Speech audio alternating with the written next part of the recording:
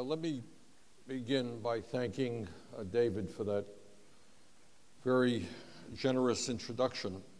But more importantly, I have known David for many, many years. And I want to tell you that you have no stronger friend here inside the Beltway lobbying every single day for the needs of low-income working people. And I want to thank David for all that he does.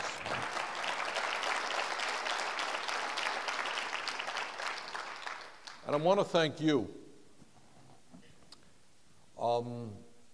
and my fellow Vermonters who are here today, because I know the struggles that you go through day after day after day. And I don't know that I could do that, to be every day seeing with your own eyes people walking into your offices who don't have enough money to heat their homes, don't have enough money to pay their electric bills, don't have enough money to feed their kids, and your ability to help them becomes tougher and tougher every single year.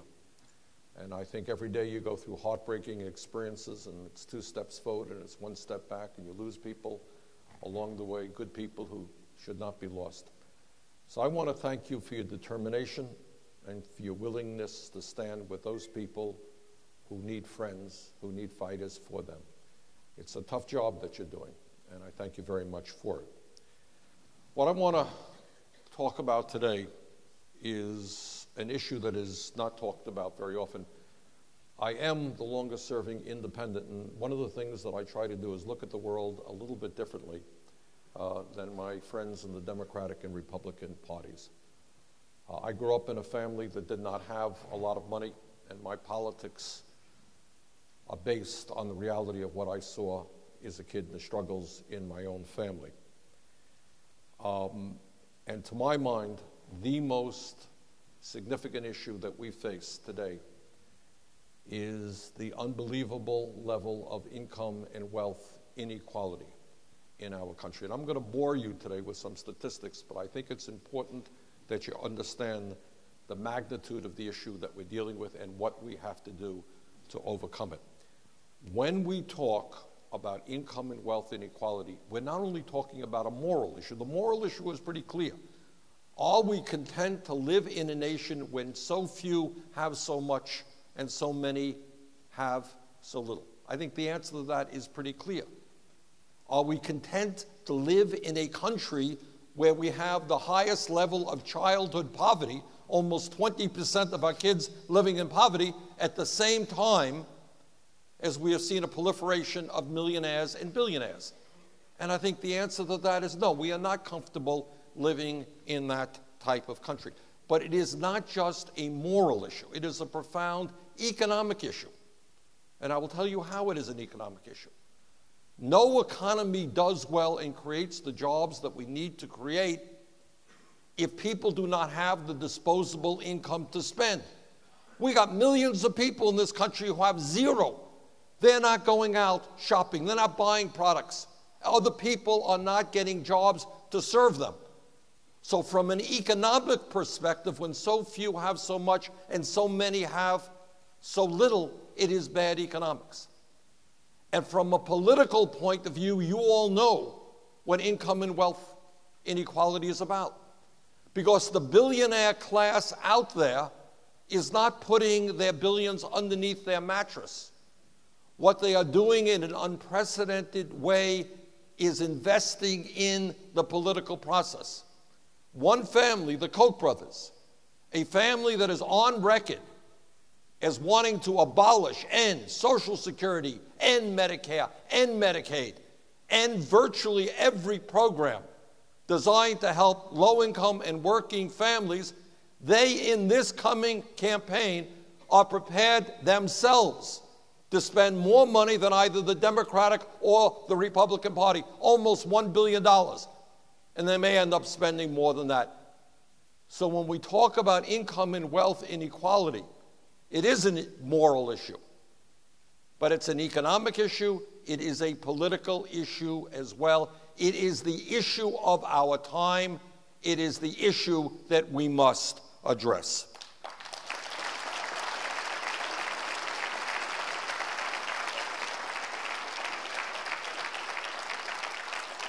Now, what's going on? What's going on in the country? Are we better off today than we were 6 years ago when Bush left office? The answer is yes, we are. No question about it. But are we anywhere near we need to be economically in this country? And the answer is absolutely not. Now, I want you to think about this. Has some kind of terrible natural catastrophe hit the United States? Huge floods and hurricanes to lower the standard of living of all of us? The answer is no, quite the contrary. What has been going on in this country in the last 30 or 40 years? What's been going on is an explosion of technology and productivity. What does that mean?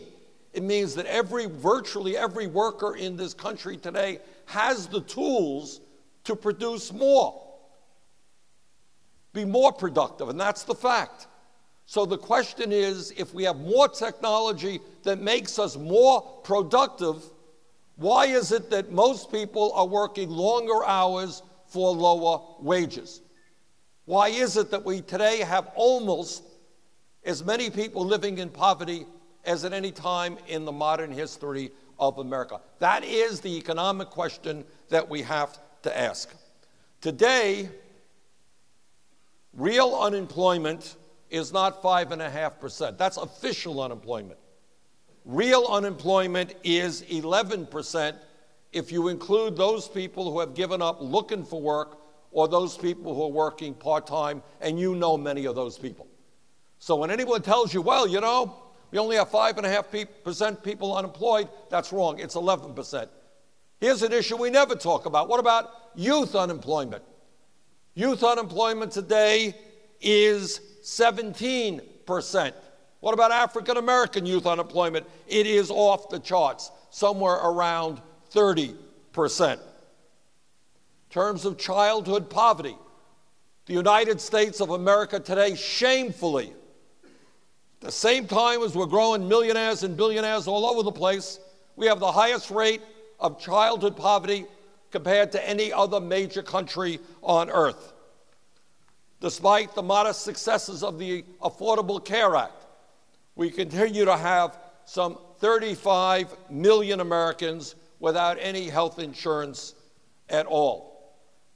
Understand that we are the only nation in the industrialized world, only major country on earth that does not guarantee health care as a right of all people. And that is an issue that we must address.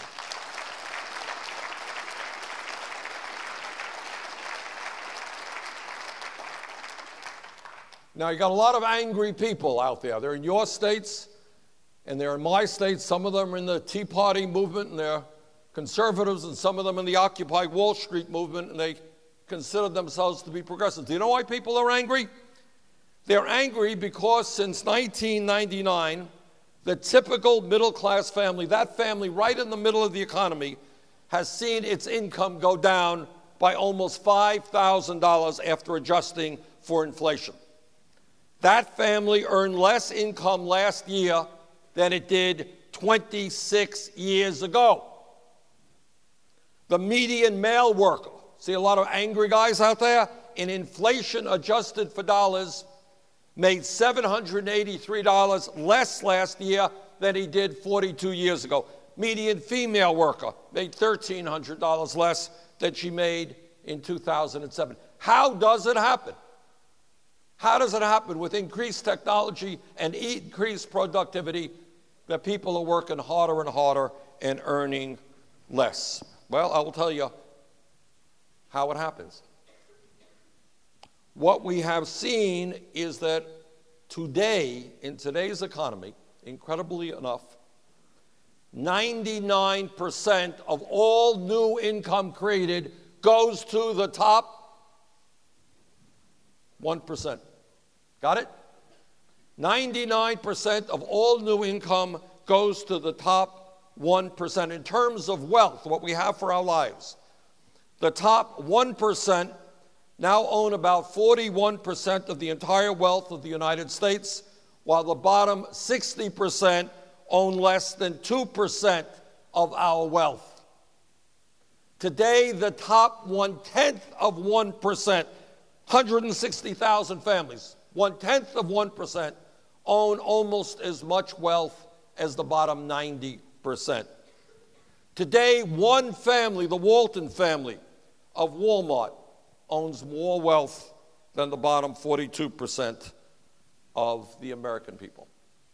That is the America that we're living in. You know, when we grew up as kids, went to school, our teachers told us about the kind of democracy that we lived in, how the whole world looked at the United States, the nation of opportunity, the nation of vibrant democracy.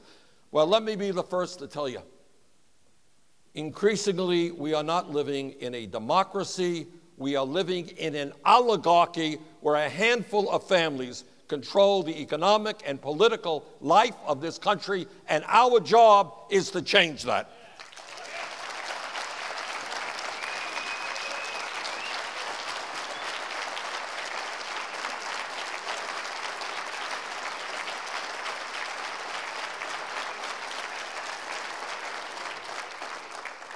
And don't let anybody else tell you differently. There are a lot of important issues out there, and you guys are working on them every day. How do we make sure that people don't go hungry? How do we make sure that we expand child care and Head Start? How do we make sure that kids have the opportunity to go to college? All of those issues are enormously important, and you're struggling every day with them. But the fundamental issue of our time is economically and politically, fewer and fewer billionaire families control the economic and political life of this country. Just one more fact. I know I've thrown a lot of facts at you, but I want you to hear this one. Forbes magazine, you know, they publish where the billionaires are standing and how many billionaires we have and so forth. In the last 2 years, listen to this, the wealthiest 14 people in this country saw their wealth increase by $157 billion in 2 years. That $157 billion is more wealth than the bottom 40% of the American people. And that is the country that we are living in now. And what happens is you have people like the Koch brothers and other billionaires, and I honestly don't understand it, to be truthful with you. They think Kochs are one of the poorer billionaires. They're only worth $85 billion. They're very upset. The Walton family is ahead of them, and they're working hard to try to overcome that gap. And they're sitting there with about $85 billion, prepared to spend hundreds of millions, if not billions of dollars, to cut or destroy Social Security, Medicare, Medicaid, food stamps. Their understanding of freedom is to abolish the concept of the minimum wage so that people in a high unemployment area can have the freedom to work for $3 or $4 an hour. Their understanding of freedom is to end Medicare and Medicaid and other federal health care programs so old people who get sick have the freedom to die. And their understanding of freedom is that we should end all of the legislation passed. I want you to think of all of the legislation we have passed since Franklin Delano Roosevelt to protect the children, to protect the sick, to protect the elderly. They want the government out of all of that. And they want to take us back to the time when if you are poor or if you are sick or if you are hungry, maybe some wealthy person will throw you a few crumbs. But you have no rights. You have no dignity. That is their vision of America. And the bad news is they are gaining more and more strength in the Congress every single day. Now let me tell you what the Republican budget, as David indicated, I am the ranking member on the Democratic side. I caucus with the Democrats, and I'm going to be on the floor to probably 3 o'clock or 4 o'clock this morning going over this budget. It's going to be a long, long day and night. The media doesn't tell you it, so let me tell you what is in the budget. The Republican budget that is on the floor today would eliminate the Affordable Care Act. Now, is the Affordable Care Act everything that you or I want it to be? It is not. I happen to believe in a Medicare for all single-payer system, which guarantees health care to all people.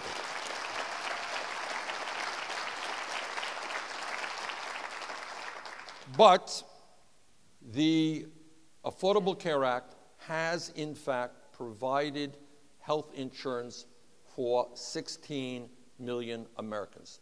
That is not insignificant. Republican budget says we're going to get rid of that. 16 million people will lose their health insurance. But that's not enough. The Republican budget wants to cut $440 billion in Medicaid. Those are the people you work with every day. That throws another 11 million men, women, and children off of health insurance.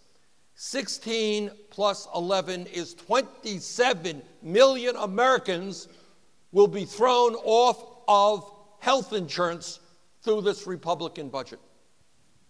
I mean, it's such an extraordinary act that it's just hard to imagine. The rest of the world is moving to guarantee health care to all of their people, and these guys want to throw 27 million Americans off of health insurance. And what's their solution? Well, it's the same solution they've had since George Bush was president. They're working on it.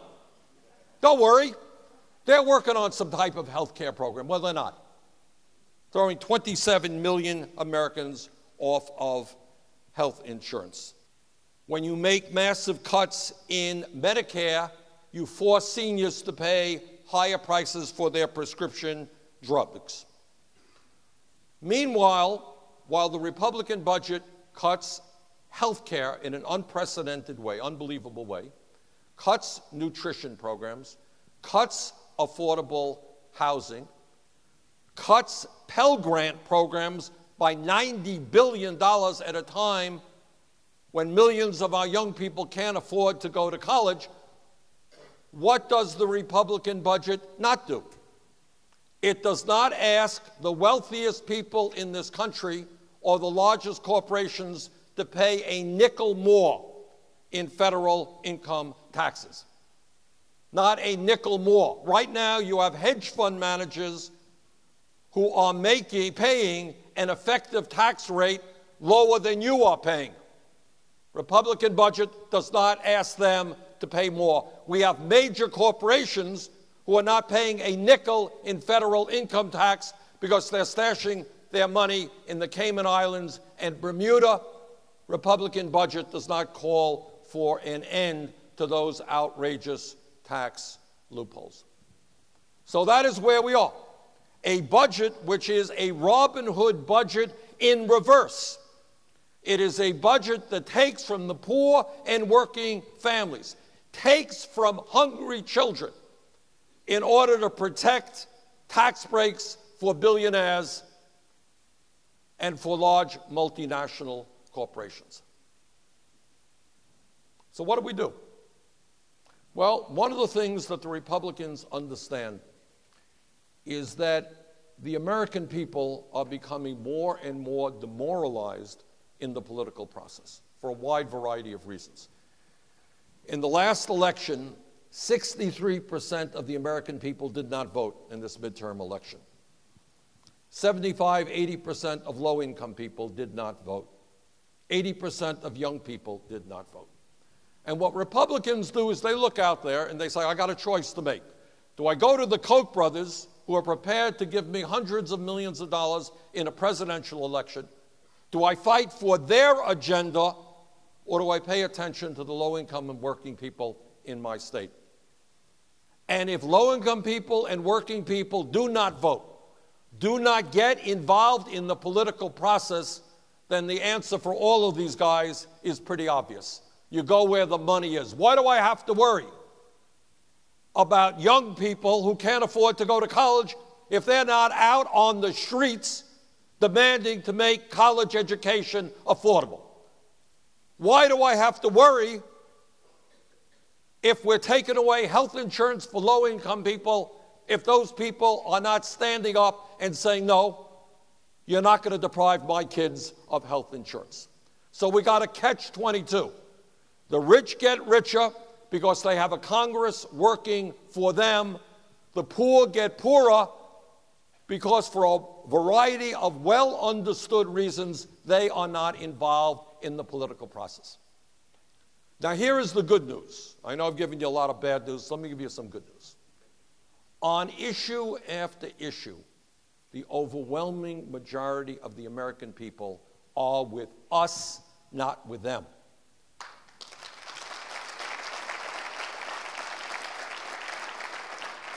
You all come from states all over the country, and your most conservative states. You ask people if they believe it makes sense to cut Social Security and give tax breaks to billionaires. And you know what they will tell you?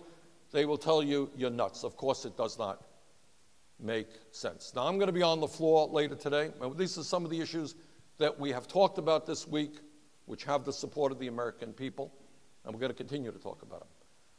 We need a massive jobs program to rebuild our crumbling infrastructure.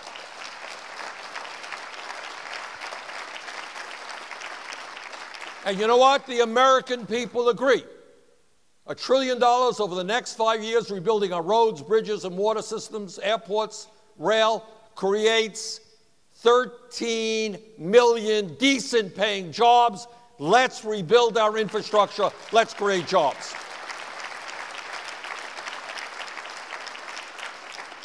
The American people understand that the minimum wage here in Washington, the national minimum wage of $7.25 an hour, is a starvation wage. We've got to raise the minimum wage to a living wage.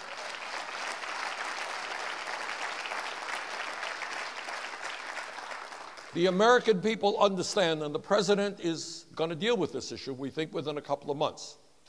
Here's the issue. Some of the people you work with every day are supervisors, quote unquote, in McDonald's and Burger King. And because they are supervisors and make more than $23,000 a year, if they work 50 hours or they work 60 hours, guess what? They don't get overtime. Let's end that scandal and make sure that when people work 50 or 60 hours a week, they get the time and a half they deserve.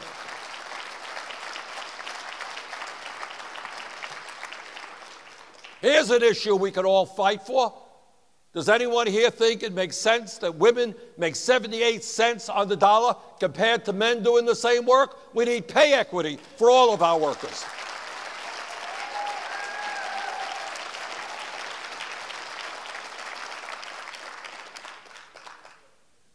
We live in a competitive global economy.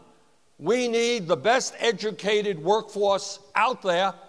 And yet for your families, the families that you work with, they look at the cost of college education and they say, my kid will never be able to go to college. We are working on legislation which says that every public college and public university in this country should provide tuition-free education to our kids.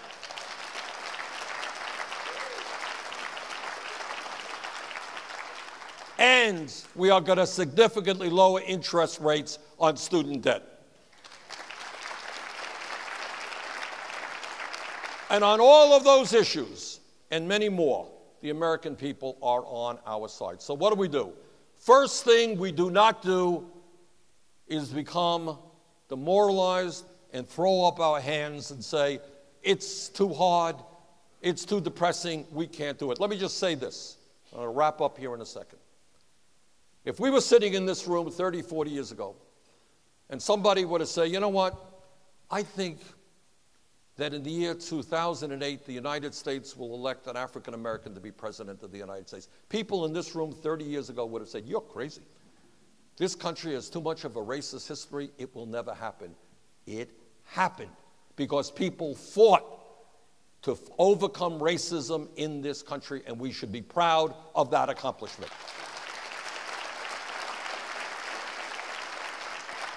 30, 40 years ago, if somebody were to say that there would be states in this country where you have a woman who's governor, you have two women who are United States senators from those states, that more and more women are engaged in every aspect of our lives, that we have gone a long way to break down gender barriers. People would have said you're crazy, but we have accomplished that goal of breaking down a whole lot of barriers for women.